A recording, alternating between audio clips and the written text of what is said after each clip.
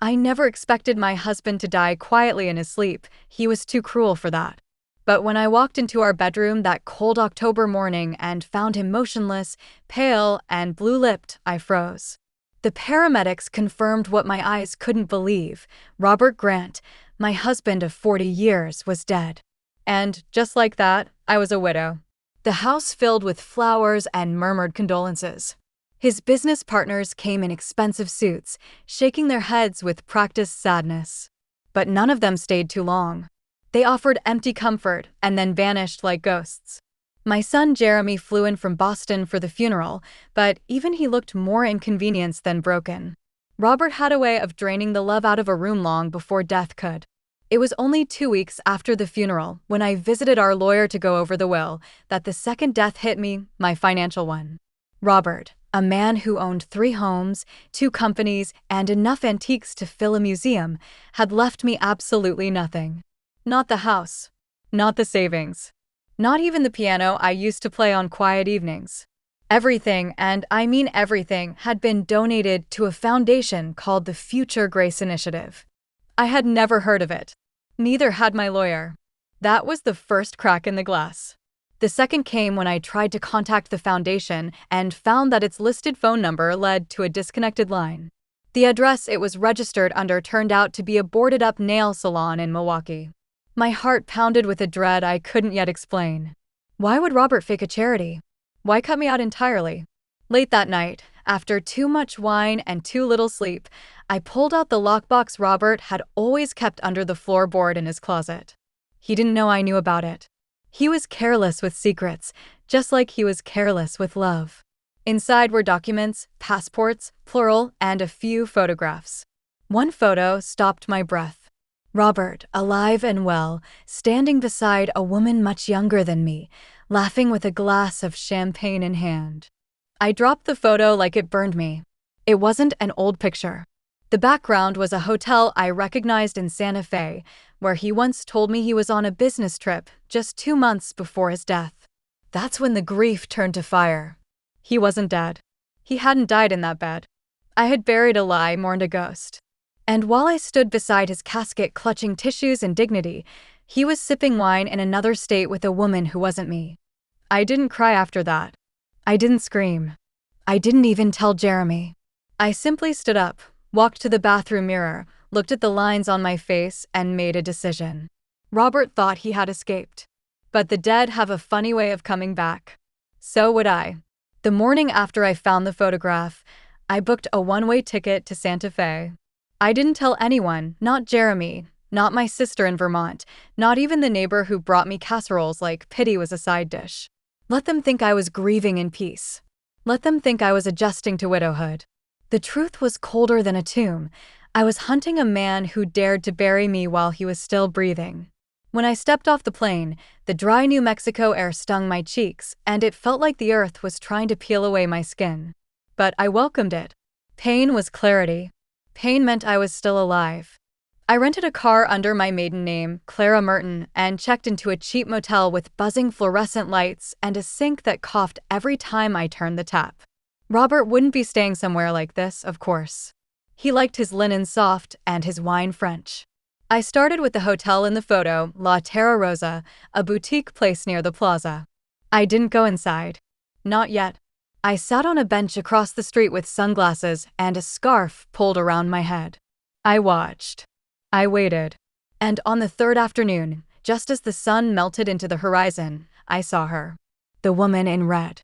She stepped out of the hotel lobby in heels too tall for casual comfort and a dress too tight for modesty. She was young, maybe late 30s. Auburn hair curled to perfection, nails the color of blood, and a confidence I hadn't worn in decades. She paused at the entrance, speaking into her phone, laughing light, high, hollow.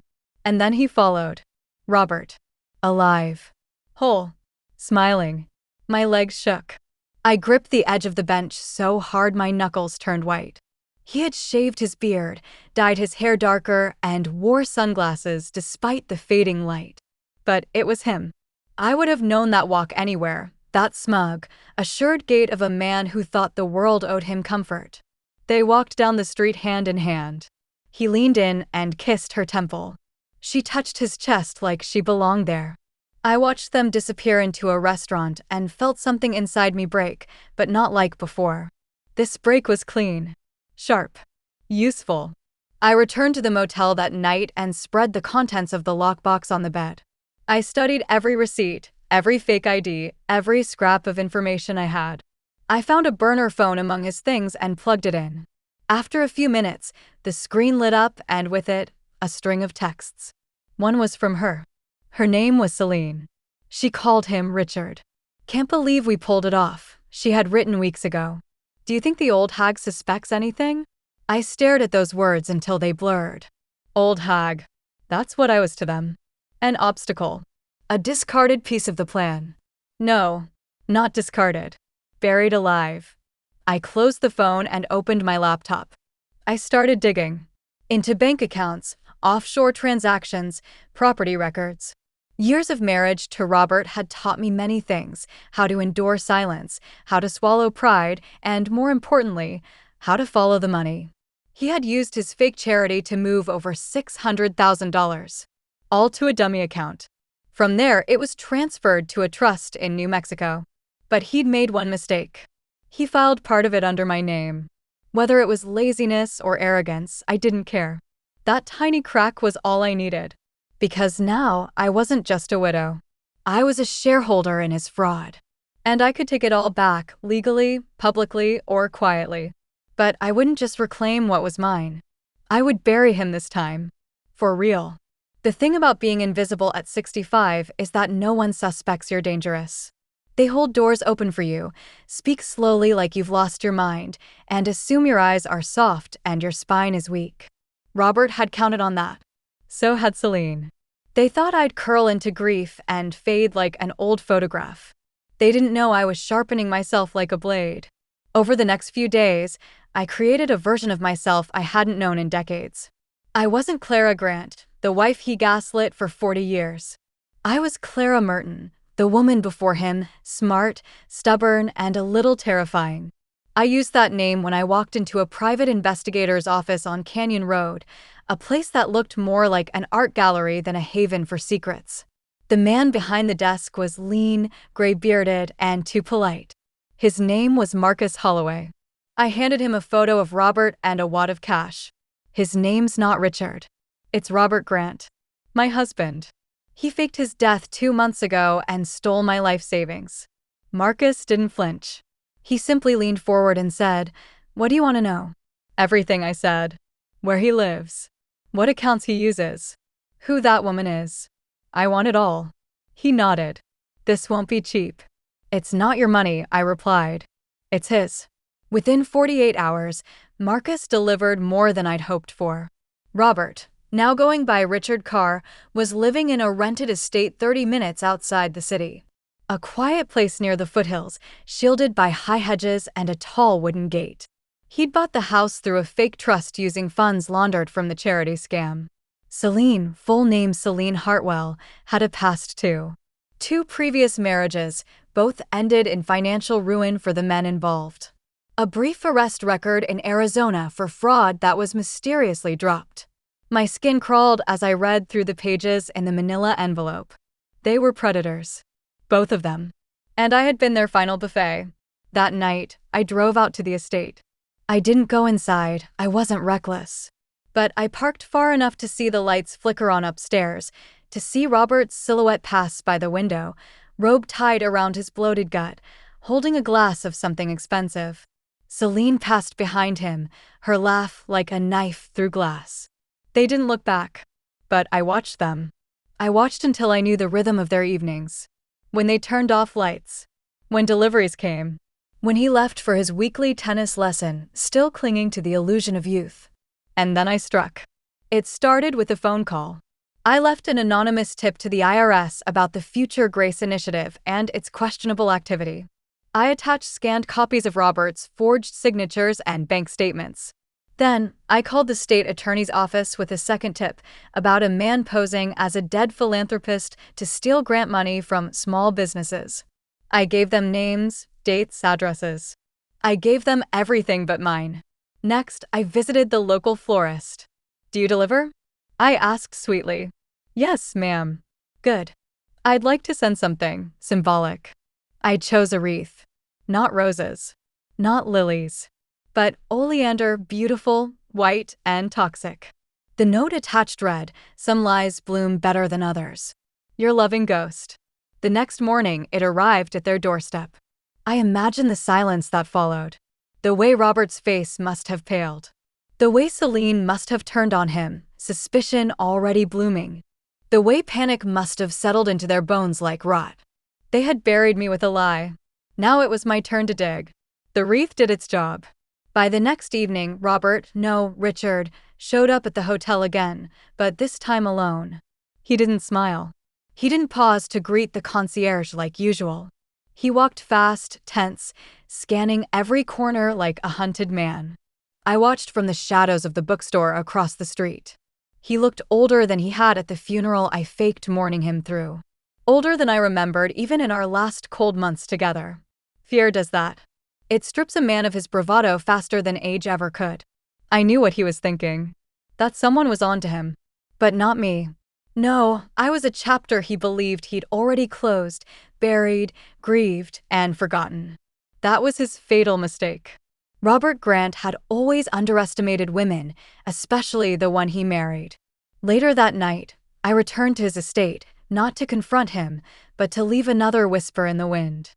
I slipped a package into his mailbox, no fingerprints, no tape, no trace. Inside was a photograph, an old one, worn at the corners. It was the two of us at Niagara Falls, 30 years ago. I had written on the back in looping script, "I remember everything. Especially what you forgot." I didn't need to be seen. Fear would do more work than I ever could with my bare hands. He would start questioning everyone: Celine, his lawyer, even the maid. He would try to backtrack, erase, undo what had already set fire to his perfect little lie. But I wasn't finished. I returned to Santa Fe City Records and pulled his alias files, land deeds, trust agreements, utility bills. And there, buried in legal fluff, was the true key, the trust account that still bore my maiden name as a silent partner. Just enough of a technicality to open a legal crack. And so I opened it. I filed a quiet claim in the state court. I didn't seek a trial or media. I sought an injunction, temporary control over the account pending investigation. Fraud, I wrote. Suspicious death and impersonation of a deceased individual. I attached the same evidence I'd sent to the IRS, plus more. A forged death certificate. A suspicious lack of autopsy. A list of former colleagues who knew Robert Grant never had the health problems he supposedly died from. By the following Monday, the order came through. The account was frozen. Hundreds of thousands in limbo. Robert couldn't touch a dime without tripping a landmine. I imagined him at breakfast, trying to buy imported olives online or pay for his tennis club dues, only to be told the card had declined. And just like that, the ice beneath his perfect new life began to crack. But I still wasn't done. Because revenge wasn't just about reclaiming the money. It was about letting him feel what I had felt. The helplessness. The betrayal. The slow, creeping dread that nothing was truly his anymore. So I sent one final envelope. No return address. Just a piece of paper with one line written in bold, permanent ink: "Dead men can't spend stolen money." I pictured him reading it. I pictured his hand shaking, the blood draining from his face. And I smiled. When I married Robert Grant, I thought I was stepping into security. He was charming back then, golden hair, pressed suits, the kind of man who always had an answer before you could even form a question. But it didn't take long for the charm to rot. Control crept in slowly, like mold behind wallpaper. By the time I realized how much of myself I'd lost, I was already trained to smile through the theft of my voice, my choices, my life. But now, the roles had reversed. He didn't know where I was. He didn't know who was coming for him. And unlike him, I didn't need to fake my death to disappear. I only had to become who I used to be before him. I knew he'd start unraveling. I expected it. But I didn't expect Celine to snap first. It was Marcus, my investigator, who called me with the update. "She stormed out," he said. 2 nights ago. Luggage in hand, screaming about being lied to and going to prison. I pictured it, the marble floor, the echo of her stilettos, Robert trailing behind her with his lies falling apart in his throat. Whatever love had stitched them together was thinner than cheap thread. And now it had snapped. She went to a lawyer, Marcus added. A criminal one. That got my attention. I pressed the phone tighter to my ear. Is she turning on him? Hard to say yet. But it looks like she's scared. Good. Fear makes people sloppy. And when people get sloppy, they make mistakes. All I had to do was wait. Let them destroy each other. Let the lies they built fall like dominoes. But something unexpected happened. That evening, I got a knock at the door of my motel. My heart stopped. I didn't move at first. I had told no one where I was, not even Marcus. Slowly, I walked to the door, quiet as breath, and looked through the peephole. A woman. Red hair. Sunglasses. Lips trembling even though she tried to hold her chin high. Celine. She stood there like someone holding back a scream, her hands visibly shaking, a small envelope clutched in her right hand. I didn't open the door. Not yet. Instead, I spoke through it. You're brave to come here. Or stupid. I know who you are, she said softly. No, I replied. You know who he told you I was. Silence. Then she said something I didn't expect. I didn't know he was married when we met. I didn't know he faked a death. I swear to God. I didn't reply. She slipped the envelope under the door and whispered, I can prove it. I think you want him ruined. I do too. Let me help. Her heels clicked down the walkway, fading into the night. I waited 5 full minutes before I picked up the envelope. Inside were copies of emails, receipts, documents. Things even Marcus hadn't dug up. Offshore statements. One in the Bahamas. Another in Cyprus. A scanned ID with Robert's face and a new name, Thomas Cade. He had a third identity. I sat down on the bed, the envelope trembling in my hands. My blood roared in my ears. Not just because of what I'd learned, but because I finally realized something deeper. Robert hadn't just faked his death. He'd prepared for years to disappear. This was never a desperate act. This was a plan. A long, careful web spun while I cooked his dinners, ironed his shirts, and smiled beside him at parties. This wasn't abandonment.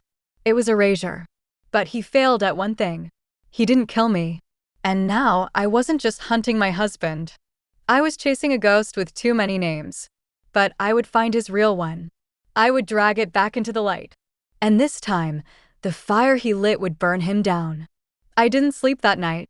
I laid awake in the motel bed, staring at the cracked ceiling, the fan whirring like a blade just above me. The envelope Celine gave me sat on the nightstand, pulsing in my mind like a second heartbeat. I reread the documents again and again until my eyes stung and the words blurred, not because I doubted them, but because they told me what I didn't want to admit. Robert hadn't faked his death to escape a failing marriage. He had faked it to vanish into something bigger, something colder. He was building a life made entirely of masks, and I was never meant to live long enough to uncover any of them. I thought I was chasing a husband. Now I knew I was chasing a criminal. And I had once shared a bed with him. I didn't call Marcus this time. I didn't run to the police. No, this was personal. I went down to the front desk of the motel at 7 a.m. and asked to use the fax machine. The boy behind the counter blinked at me like I'd asked for a seance. But eventually, I got the machine humming. I faxed one of Robert's fake IDs to a contact I still had from years ago, one of Robert's former business partners, Harold Wright. Harold had always been wary of Robert, and I suspected he knew more than he ever let on. I included a note. You once told me you didn't trust him.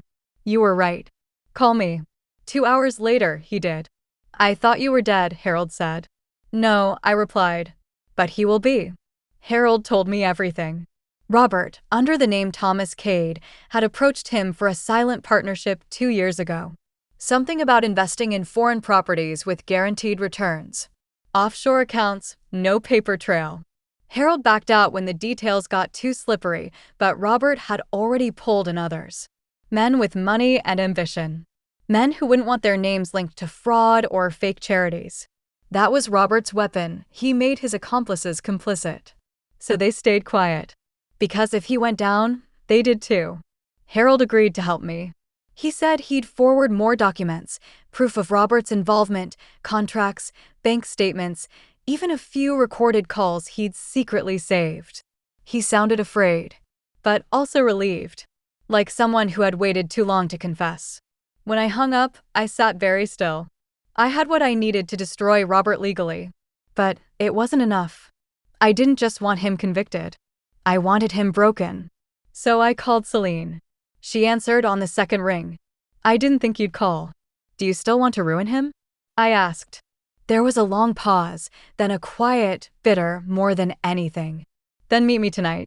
I have a plan. She agreed. We chose a bar on the edge of the city, dark, forgettable, the kind of place people go when they want to be lost. She showed up in flats this time, no makeup, hair tied back. The mask was off. She wasn't the glamorous accomplice anymore.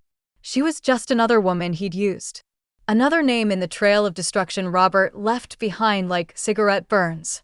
We sat in silence for a long time before she finally said, "He told me you were sick. That you were in a home. That you'd lost your mind." I stared at her, deadpan. I lost a lot of things. But not my mind. She looked down at her drink. I should have known. But I wanted to believe him. You weren't the first. I was the first. She swallowed. Then she reached into her bag and pulled out a flash drive. This has everything I've recorded since I found out he lied. Calls. Emails. Even one conversation where he admits to forging your death certificate. I took it. It felt like holding a live wire. He had committed enough crimes to bury himself 3 times over, and now I had the shovel. But I wouldn't strike yet. Not until he looked me in the eye. Not until he realized the woman he erased had come back from the dead, not as a ghost, but as the end. I didn't walk into Robert's world to confront him. Not yet. I wanted him to invite me in. To unknowingly pull the pin from the grenade with his own hand. Because that was the kind of punishment he'd never see coming. The kind he couldn't control or outwit. The kind that smelled like his own perfume of arrogance. I had the flash drive from Celine. I had the documents from Harold. And now I had something else, an old contact of my own, Gloria Shaw, a former journalist turned freelance investigator. Gloria and I met back when Robert was toying with a fraudulent energy company, pretending to be an environmental investor. That was 15 years ago. I had tipped her off then anonymously, and she'd chased that thread until it unraveled a state senator. Now I needed her again. I called her. "You're alive," she said when she picked up. "Depends who you ask," I replied. "But I've got a better story than a comeback. And I'm giving it to you first." I met her in a diner on the outskirts of Santa Fe, handed her a folder, and let her listen to the audio files on my laptop, Robert's voice, clear as glass, laughing with Celine about how easy it was to forge the death certificate, bragging about the dumb cow, who never saw it coming. That was me. The dumb cow. His ghost. Gloria leaned back, shaking her head. "Holy hell. This is a gold mine." "It's not for fame," I told her. "I don't want exposure. I want consequence. I want him pinned down before he even sees the shadow." She smirked. "Then let me tell the story the right way.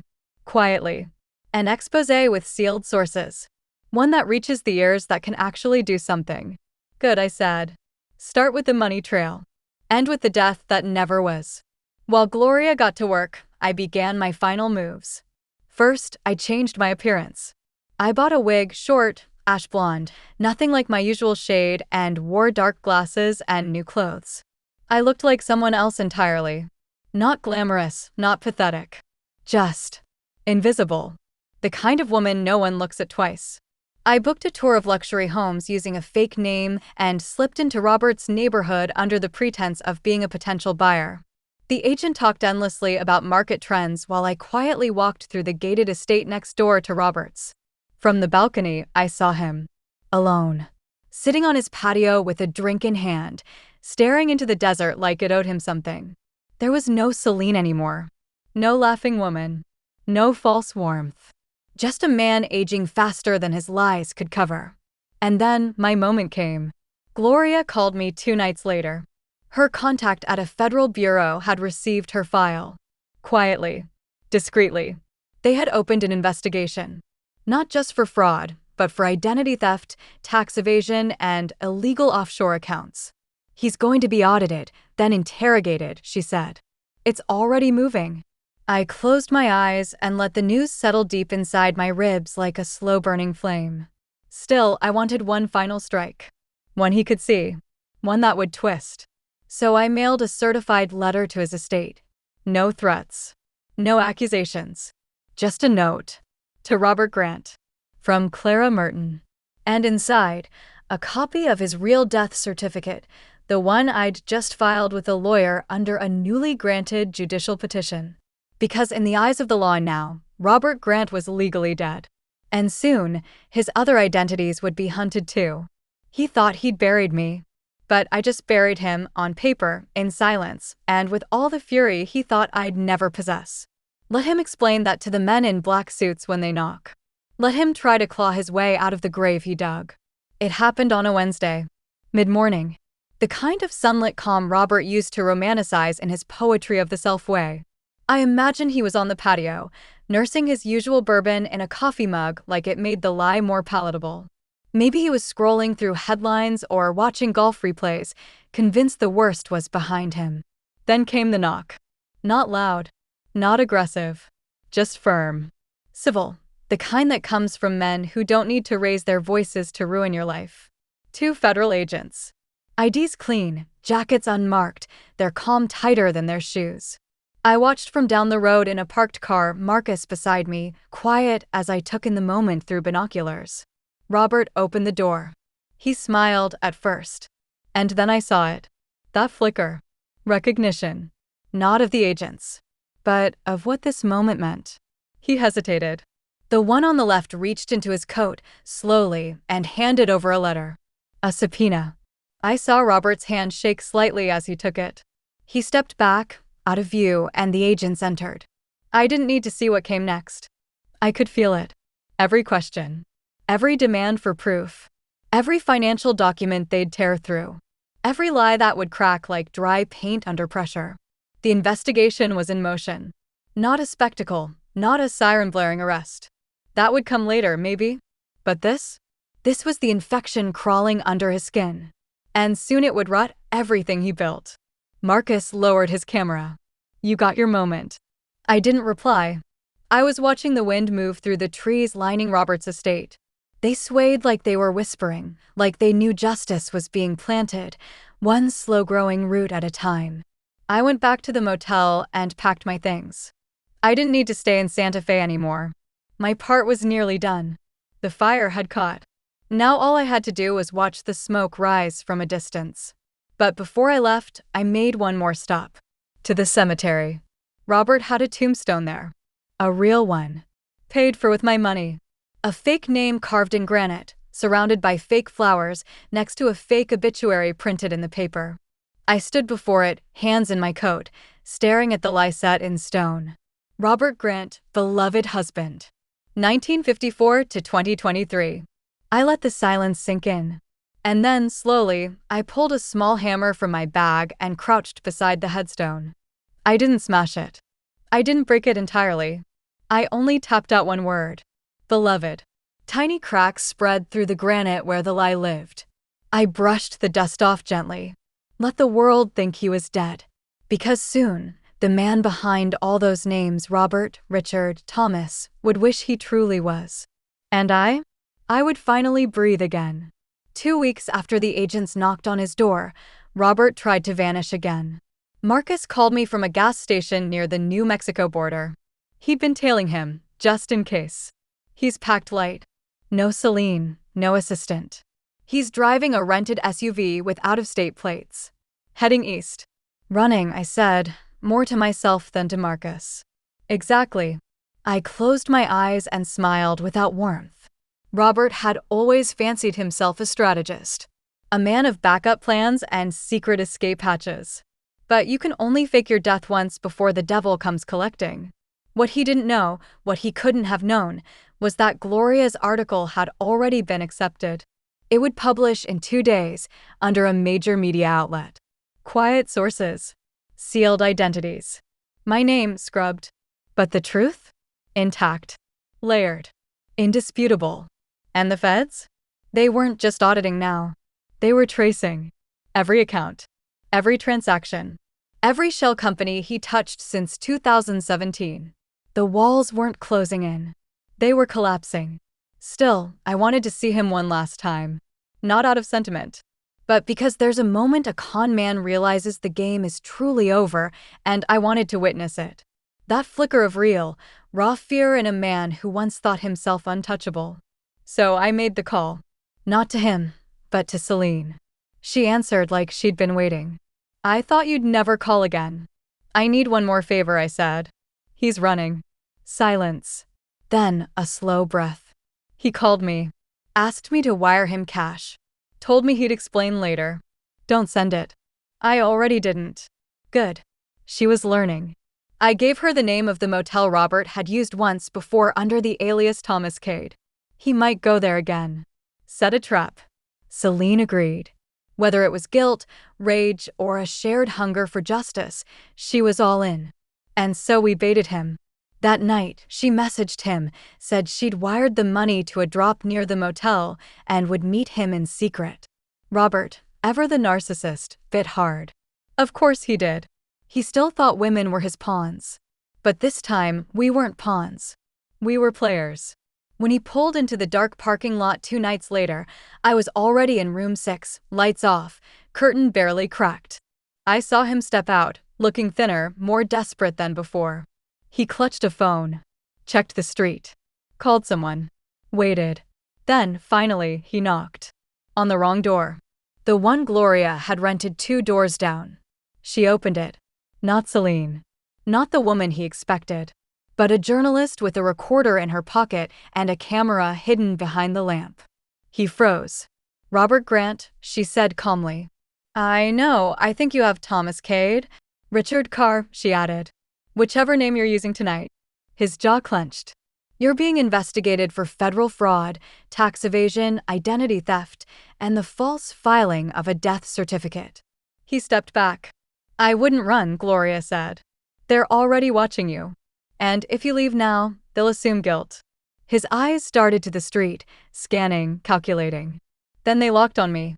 I had stepped out from my room. Calm. Still. Staring right at him. Our eyes met. Finally.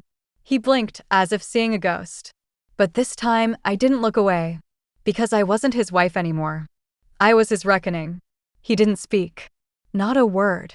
Just stared, jaw slack, shoulders hunched under the weight of the truth that had finally caught up to him. The lies had dried up in his throat. And for the first time in over 40 years, Robert Grant had nothing to say to me. I walked slowly toward him, my steps echoing through the parking lot like a ticking clock. Hello, darling, I said softly. He flinched. Just a small twitch at the corner of his eye, but I saw it. I didn't. I thought you were, he croaked. Dead? I smiled, but it didn't reach my eyes. Yes, I know. You signed the paperwork yourself. Neatly, I might add. He looked around as if begging for someone to intervene. But Gloria stood back, arms folded, watching. Marcus leaned against his car a few yards away, phone in hand, silently recording. And Celine? She never showed. Smart woman. She'd already done her part. I stopped just in front of him, close enough to see the sweat on his temples despite the cool desert air. You ruined your own life, I said, voice calm. I just wrote the ending. Clara, he whispered, this doesn't have to go this way. I was protecting you. From what? I asked. A retirement plan? Dignity. He tried to laugh, like he'd always done when cornered, but it broke halfway out jagged and brittle. You don't understand. The pressure. The debts. I had to reinvent myself. It was survival. No, Robert, I said. This is survival. Me, standing here, watching your empire burn while you scramble for the matches. His mouth opened and closed again, like he couldn't quite breathe. I watched him unravel layer by layer. His pride. His charm. His lies. Gone. Do you want to know the worst part? I asked. He nodded slowly, as if afraid of the answer. I grieved for you, I whispered. I wept for you. I sat in our bedroom, my bedroom, believing you were dead, while you were out there building a life on top of my bones. You didn't just betray me. You tried to erase me." He didn't deny it. What could he say? His silence was confession enough. And then, flashing lights. 2 black vehicles pulled into the lot. Men stepped out, suits tight, eyes locked. Federal agents. It was time. Robert's eyes widened. He turned to me, a final, pathetic plea rising behind his eyes. "Clara, please. You don't have to let them. I didn't let them," I said, stepping back as they closed in. "I sent them." The agents approached. He backed away, shaking his head, muttering anything to buy time. But there was no time left. One agent read him his rights, while the other snapped cuffs over his wrists. And just like that, he was no longer Robert. Or Richard. Or Thomas. He was just a prisoner. They walked him to the car, his head lowered. But before he was loaded inside, he turned once more, looking for me. I didn't wave. I didn't cry. I only stood there, calm and steady, like a gravestone at his own funeral. Because this wasn't his arrest. It was my resurrection. The first time I saw Robert in handcuffs, I felt something I hadn't felt in years: peace. But peace is never permanent. Not when lawyers get involved. Within 48 hours, he had hired the most expensive defense attorney in the state, someone slick, pale, and polished, with a name that sounded like an Ivy League wine. His bail hearing was swift, and I sat in the second row of the courtroom, silent and sharp in a dark navy dress that had once belonged to my mother. A dress I had buried in mothballs after Robert told me it made me look too serious. Turns out, serious was what I needed to be all along. He sat across from me in that courtroom, wrists unshackled now, hair grayer than ever, lips pinched in controlled panic. He tried to avoid my eyes, but every now and then he'd glance up, searching for weakness in my face like he always used to. But there was none. I was carved from stone now. The judge was neutral, but the facts were not. Multiple identities. 3 passports. Forged death certificate. Money siphoned through a fake charity. And now, with Gloria's article gaining national attention, the media had swarmed like wasps around honey-laced poison. Even the judge looked wearied by the weight of it all. Still, Robert's attorney tried. She was never in danger, he argued. There was no physical abuse. This was a financial misunderstanding, I stood. The room hushed. "Permission to speak," I said, voice calm but loud enough to silence every cough, every shifting seat. The judge nodded. I turned to the bench. Not to Robert. He didn't deserve my gaze. "There's a kind of violence," I said, "that doesn't bruise the skin but erodes the soul." He didn't hit me with fists. He hit me with lies, every single day for years. He buried me without digging a grave. He let me mourn a man who was still alive while he built a future on top of my bones. And when he left, he didn't just steal money, he stole truth. The room didn't move. Even Robert was still. I sat back down. The judge ruled against bail. Just like that, Robert was remanded into custody. I exhaled slowly, each breath like dust rising from a collapsed monument. That night, I returned to my motel for what I thought would be the last time. But I couldn't sleep. My body was still, but my mind wandered backward. To the life I'd once lived as his wife. To all the quiet betrayals. The bank accounts I wasn't allowed to see. The locked drawers. The conversations that stopped when I walked in the room. And then I remembered something. Something so small, so old, I almost missed it. A storage unit. He had one in our old town. Said it was for sentimental items he didn't want cluttering the house. I hadn't thought about it in years. But I knew Robert. Even his memories were buried in lies. And if I was going to take everything back, I needed to see what he'd hidden there. Because I had the accounts. I had the press. I had the courtroom. Now I needed his secrets. The storage unit sat behind a rusted gate on the edge of our old town, a sleepy, low-security place next to a car wash and a forgotten diner. I hadn't been back here in years. The last time was probably a decade ago, when Robert claimed he'd dropped off extra furniture from your mother's estate. I remembered that day because I'd cried in the passenger seat, asking if we could keep the piano. He said no. Said it was too large. Said it didn't fit in our future. Now I understood. There never was an R to begin with. I paid for the lock to be cut. The attendant didn't ask questions. Women like me didn't raise alarms. We looked like widows closing chapters. He slid the metal door up, and the smell hit me first. Dust, mold, and something stale, like paper secrets waiting to breathe again. The light flickered as I stepped in. The air was thick with time. Old boxes, file cabinets, crates wrapped in plastic. It looked like a mausoleum from man's other lives. I opened the first cabinet. Bank statements, different names. Robert Grant, Richard Carr, Thomas Cade. Even two I hadn't seen before. My hands trembled as I flipped through pages of transfer histories, false charities, fake donors, letters addressed to dead people. In one folder, I found something that made my breath catch, a photo of me, taken without my knowledge. I was standing outside a grocery store, years ago, holding a bag of lemons, squinting into the sun. On the back, he had written in blue ink, "Keep her busy. Don't let her get curious." I staggered back and sat on a crate. He hadn't just lied to me.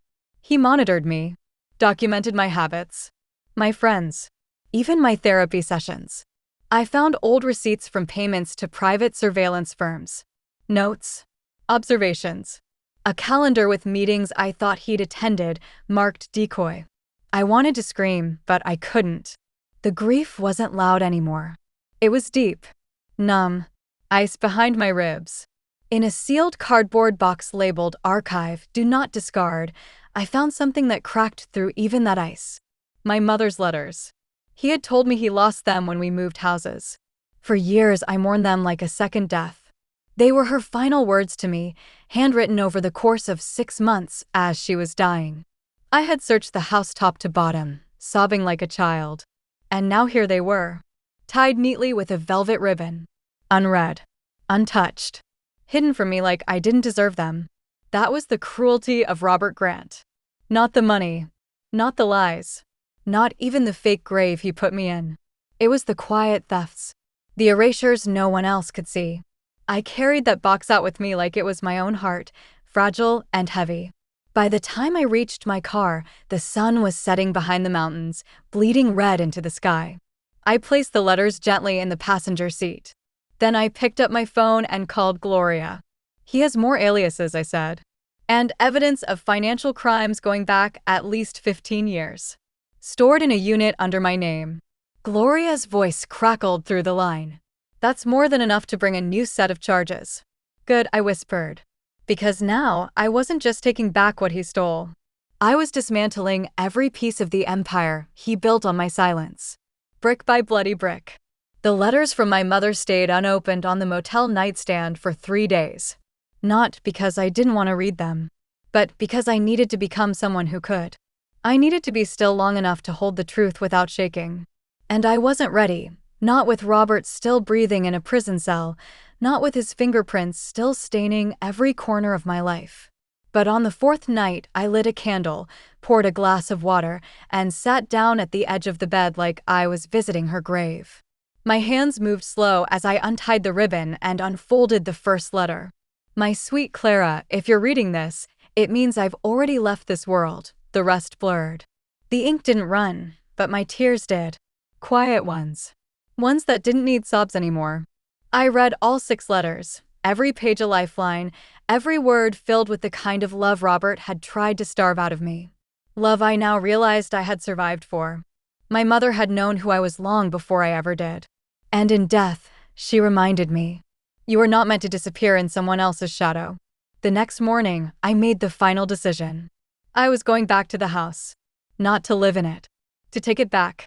To reclaim the place where I had been slowly erased and plant something new. Not vengeance. Not rage. Something real. Something mine. I called the county records office. The deed had never been legally transferred after Robert's death. His forged documents had been used to fake the sale. But now, with the federal charges and his legal status as deceased under my court motion, I had grounds to reclaim full ownership. I filed the petition. It took 2 weeks. 2 long, slow-burning weeks during which Robert sat in jail, lawyers buzzed around him like dying flies, and news outlets quietly pieced together his history. the charity funds, the fraud, the offshore accounts. And now, thanks to Gloria's update, a long history of personal surveillance and emotional coercion. By the time the property transfer was approved, Robert's name was more radioactive than ever. I didn't tell anyone I was returning. I didn't need to. That house didn't need witnesses. It needed a reckoning. The front door groaned when I pushed it open. The air inside was cold, stale, filled with the silence of a home that had watched its secrets walk away one by one. The furniture was still there. So were his books. His shirts. His cologne, faded but familiar, clung to the corners of the room like something dead. I walked from room to room in silence. I touched the kitchen counter where I had once bruised my hip leaning over to serve him coffee. I looked at the closet where my dresses had hung before he'd suggested streamlining my style. I stood in the bedroom where he faked back pain to avoid me, night after night, while planning how to leave me behind. And then I did something I hadn't done in years. I opened the window, let the air in. I lit a match and burned a single photo of us on the mantel, one he had always insisted on keeping displayed. I watched the edges curl into ash and whispered, "I bury you now, not because you deserve peace, but because I deserve freedom." Then I turned on every light. I would not hide in this house anymore. He built it with lies. Now I would fill it with truth. The lights stayed on all night, not because I was afraid, but because I refused to let darkness claim another inch of that house. I slept in the guest room, the only room he never used, never controlled. The mattress was stiff, the curtains dusty, but I rested better than I had in years. It was the sleep of a woman who'd finally stopped running from ghosts she never owed. In the morning, I made coffee in my own kitchen. I didn't flinch at the sound of the grinder, didn't pause at the smell of his old favorite roast still lingering in the pantry. No more making his cup first. No more setting his mug just the way he liked it. That chapter was ash. Instead, I sat at the kitchen table with one of my mother's letters and drank in silence, my silence. Not the kind he forced on me. The kind I chose. Midway through my second cup, my phone rang. It was Gloria. "Have you seen the papers?" I hadn't. They finally ran the full story. Front page. The journalist they assigned it to called it "The Husband Who Faked Death and the Wife Who Rose From It." I didn't laugh. I just closed my eyes and let the truth sink into my bones. "He's being transferred," Gloria added. "Federal detention. Too many charges to keep him in the state facility now. They're stacking counts from 3 states. His bail's been permanently denied." Good. I didn't ask where he was going. I didn't need to know. "What about you?" she asked softly. "What will you do now?" I looked around the house, the walls that once held me like a coffin, now cracked open like a tomb. "I'll live," I said. That's the one thing he tried to take that I'll never give back. And I meant it. But I wasn't done yet, because there were still loose ends. I went upstairs that afternoon and unlocked Robert's private office, something I had never been allowed to do when he was alive, not without his supervision. The key was still hidden in the back of his old leather shoe, exactly where I'd seen him slide it one night when he thought I was asleep. The room smelled like dust, paper, and bitter wood polish. His desk was immaculate, as if he believed neatness made his lies legitimate. I opened drawers one by one. Financial ledgers. Old checkbooks. Useless now. Then I found something behind a false panel in the back of the drawer, a black box. Inside, passports, flash drives, a burner phone, and a small, velvet pouch. When I opened it, I froze. My wedding ring. The one he said he lost during a renovation years ago. He hadn't lost it. He'd taken it off my finger while I slept and hidden it, like a magician pocketing the final proof of an illusion. And then, for years, he made me question if I'd misplaced it. If my memory was fading. If maybe I'd never had it on to begin with. It was never about the ring. It was about control. I held it in my hand for a long time. Then I stood up, walked downstairs, and dropped it in the garbage. That wasn't mine anymore. What was mine? My name, my truth, my future. The house was quiet as I sat down again at the table, opened my mother's final letter, and read the last line aloud into the morning light. "You are not the sum of what he left behind. You are what you choose to become after." And I knew exactly who I was becoming. The news spread faster than I expected. 3 weeks after Robert's transfer, my inbox flooded reporters, lawyers, even a podcast producer offering to amplify my story. They all wanted interviews, exclusives, photos. They wanted me to cry on air, to read my mother's letters into a microphone, to hold the burned remains of a marriage like a torch in front of an audience starving for tragedy. I said no, not because I was ashamed, but because I had already lived the performance. For decades, I was the quiet, obedient wife who smiled through betrayal, who lowered her voice in rooms where he spoke like a god. I wasn't performing for anyone anymore, but I would speak. On my terms. I agreed to one interview. One. And not with a news network or a glossy magazine. With a local women's center. It was small, 3 rooms above a clinic, paint chipping in corners, coffee served in chipped mugs. But it was real. And the women there? They listened. They didn't ask about wire fraud or hidden accounts. They asked about silence. About survival. About what it means to wake up one morning and realize your entire marriage was a graveyard. And so, I told them. I sat in a folding chair, hands calm, voice steady, and said, he didn't hit me. But he erased me, one detail at a time. And when I found my name again, he tried to make sure no one else would believe I ever existed. Someone in the back, a woman with silver hair and a fading bruise on her wrist, nodded. Another woman asked, when did you know it was really over? I looked her in the eye. The moment I realized I didn't need his permission to exist. There was a silence after that. Not heavy. Not awkward. Just solid. Like a stone dropped in the center of the room, anchoring us all. After the meeting, the center director asked if I'd consider coming back to lead a group. You have a way of cutting through the fog, she said. They listen to you. They see you. That was the first time someone said that, and I actually believed it. Back home, I walked through the house with different eyes. No longer searching for traps, no longer expecting ghosts. Just observing, deciding. Room by room, I stripped away his design. I sold the leather couch he loved. Donated the crystal decanters. Took down every photograph he ever insisted on keeping up. And in the space he once filled with control, I filled with breath. Fresh paint. Lighter curtains. Books he would have mocked.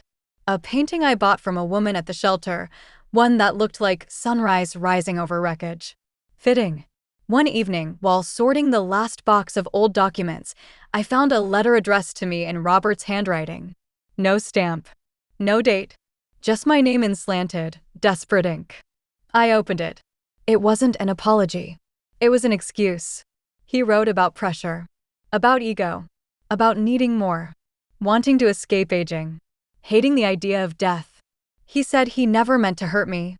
That I was the only one who ever really saw him. I read it once. Then I walked outside, struck a match, and let it burn in the fire pit. I watched the flames consume the last of his words, flames that didn't rage, didn't scream, just danced quietly until nothing remained but ash. Ash I didn't bother to bury. Because some things don't deserve graves. Some things just deserve to disappear. The ash from his letter stayed in the fire pit for days. I didn't sweep it away. I left it there, visible as a reminder. Not everything burned is a loss. Sometimes, fire is the only way to clear the rot. And from that rot, sometimes things grow. The Women's Center invited me back. This time, not just to talk, but to teach. They asked if I'd help design a program. A workshop for women over 50 who had survived long, silent abuse. Some had been left out of wills. Some had their pensions drained. Some, like me, had been erased, not with fists, but with silence, control, and cold manipulation. I said yes. And so I spent my days building something that Robert couldn't touch. I gave it a name. The Ashline Project. For women who thought they had no voice left. For women told they were too old, too broken, too late. For women who'd been tricked into thinking surviving wasn't a victory. It started small, 5 women around a folding table with cold coffee and stories we weren't ashamed to say out loud. But it grew. Within months, the center gave us our own room. Donations began to trickle in. A lawyer offered free legal consultations for women escaping fraudulent marriages. A therapist offered trauma recovery sessions. Someone even brought yoga mats. I watched them change. I watched me change. Not all at once. Not perfectly. But truly. The same week the Ashline Project was officially registered as a nonprofit, I received a letter from the federal prosecutor's office. It was thick, formal, and final. Robert had accepted a plea deal. 27 federal charges. No possibility of parole for at least 25 years. He would die in a prison cell with a number for a name. I didn't smile. Not because I felt pity, God no. But because smiling would have meant he was still in my mind. And he wasn't. Not anymore. His name no longer lived in my house. Or in my journals. Or in the mirror. I wasn't his widow.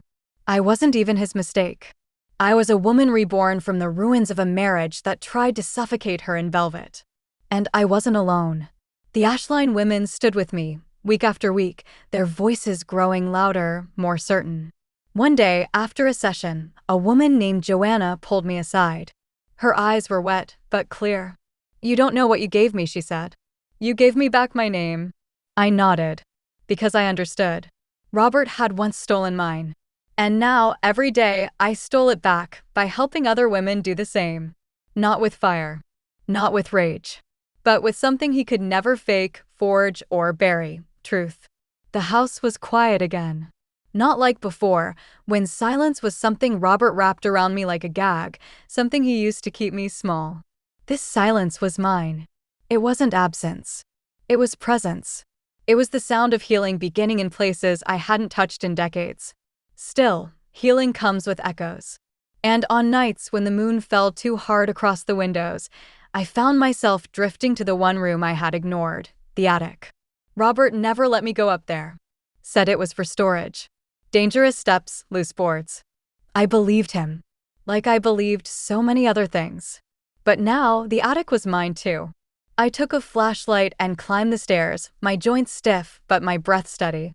The air grew thinner the higher I went. Or maybe that was just memory pressing down. At the top, I pushed open the wooden hatch. Dust bloomed around me like smoke. Boxes. Old trunks. A rocking chair. And in the corner, something covered in a dark green sheet. I crossed the floor, heart suddenly louder than my steps, and pulled the sheet away. It was a painting. A portrait. Of me. But not me as I was. Me, years ago, painted younger, softer, smiling in a way that now felt almost cruel. I didn't remember sitting for it. Didn't remember him painting it. But Robert had dabbled in art once, hadn't he? Before he became obsessed with wealth, with control, with disappearing acts. The brushwork was delicate. Too delicate. It made me look like a doll. I stared at it for a long time. This version of Clara, the one Robert had wanted to preserve. His version. A woman forever midlife, unaware she was being erased. I sat on the floor beside it, knees pulled to my chest. And for the first time since he left, I cried, not out of grief, but out of shedding. That woman in the portrait? She was gone. And I didn't want her back. I let the tears come. Let them run down my cheeks without wiping them away. They weren't for him. They were for me. For every version of myself that stayed. That begged. That believed. That held her breath waiting for kindness that never came. Downstairs, the wind rattled the windows, but I didn't flinch. I stayed in the attic for an hour. Then I stood up, took the portrait, and carried it down the stairs, not to hang, but to bury. That night, I dug a small grave in the garden. Just deep enough. I didn't say a prayer. I didn't light a candle. I just laid the canvas face down in the dirt and whispered, "Rest in peace, whoever you were. I'm someone else now." Then I covered her with soil, patted it smooth, and walked back into my home. Free. Fully. Finally. Spring came slow that year. The garden bloomed late, almost as if the earth itself had needed time to recover from the rot that had buried itself beneath it. But when it bloomed, oh, it bloomed. Wild roses crept along the back fence. Lavender sprang up in places I hadn't even planted. A single sunflower broke through the cracked stone path leading to the shed. It felt like a message. That beauty still finds a way, even in broken ground. The Ashline Project grew too. We expanded to 3 groups. Women came from neighboring counties. Some brought bruises. Some brought silence. Some just brought rage they didn't know where to put. We gave them a place to lay it down, pick up their names, and walk back into the world a little taller.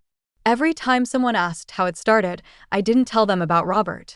I told them about resurrection. Because this wasn't his story anymore. It hadn't been for a long time. Still, his shadow showed up now and then. One morning, I received a call from the Federal Detention Center. I didn't recognize the number, but the second I heard the voice on the other end, small, hoarse, trying too hard to sound calm, I knew. It was him. Robert. "Clara," he began. I didn't speak. I know I'm the last person you want to hear from, but I've been thinking. About you. About everything. I read the article. Saw your project. You're doing good work. He waited for me to respond. I didn't. I'm not calling to beg, he continued. Just, maybe I needed to hear your voice. One last time. I took a slow breath. Then I spoke, clear and steady. You don't get a last time. Not from me. Click. I blocked the number. I stared at the window for a long moment, not angry. Not shaking. Just solid. Like the walls I'd rebuilt around a heart that finally beat for me. That night, I walked barefoot into the garden. I stood by the small grave where the portrait of my younger self lay buried beneath the soil. The wildflowers around it had begun to bloom, violet, red, and gold. I crouched down, pressed my fingers into the earth, and felt something I hadn't felt since before Robert came into my life. Hope. Not the fragile kind. The kind that anchors.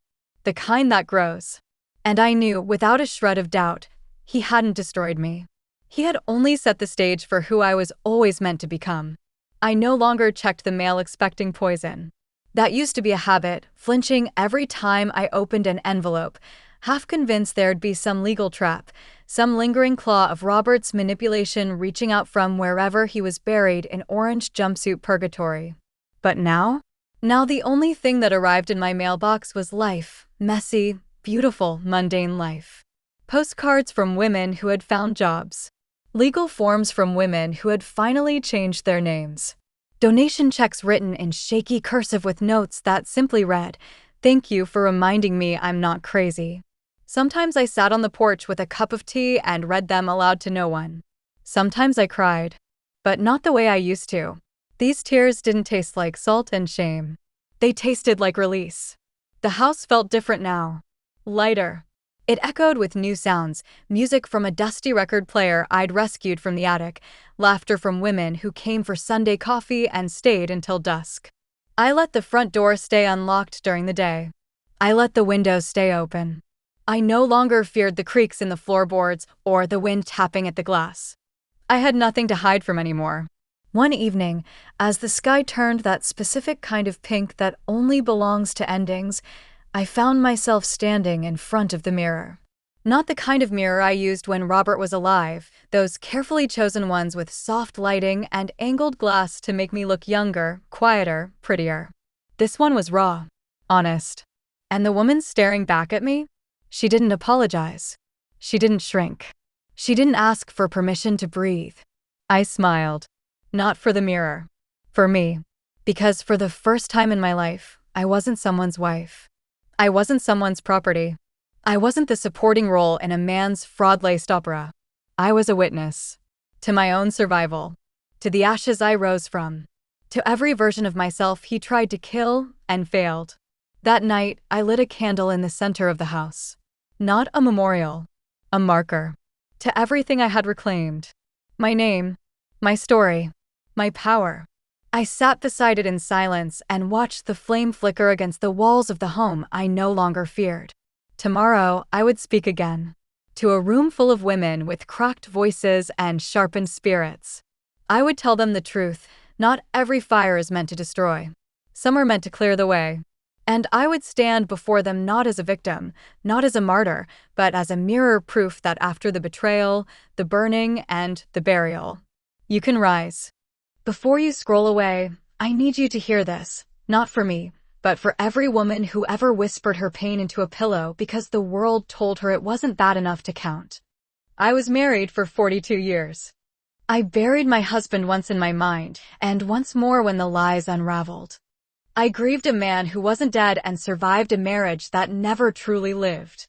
And yet, here I am. If you've ever been told you're too old to start over, too naive to see the truth, too soft to survive betrayal, I'm living proof they're wrong. Now, let me tell you how it truly ended. A year passed. Not fast. Not clean. But fully. The Ashline Project received its first major grant. We expanded to 2 more cities. Gloria wrote a book, dedicating it to every woman who ever came back from the dead.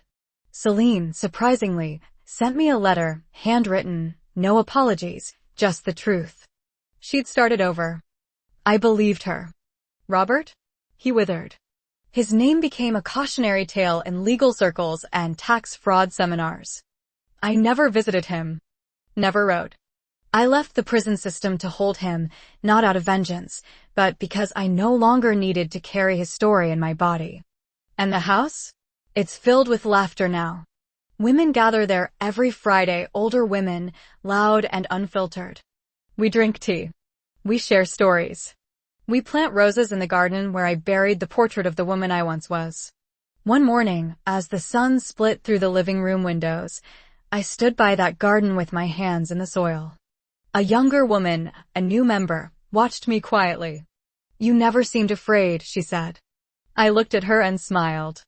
Oh, I was. But I didn't let fear write the ending. She nodded, tears in her eyes, and knelt beside me. We planted lavender that day. Together. And as I walked back inside, into the house that once held my silence, but now held only my truth, I realized something simple and powerful. He faked his death to escape. But I lived through mine to return. Not as his wife. Not as his victim. But as Clara Monroe, alive. Awake. And absolutely unafraid. If this story touched your heart, please like, comment, and subscribe. Tell us below, have you ever felt erased in a relationship? Or did you survive something no one else saw? We're listening.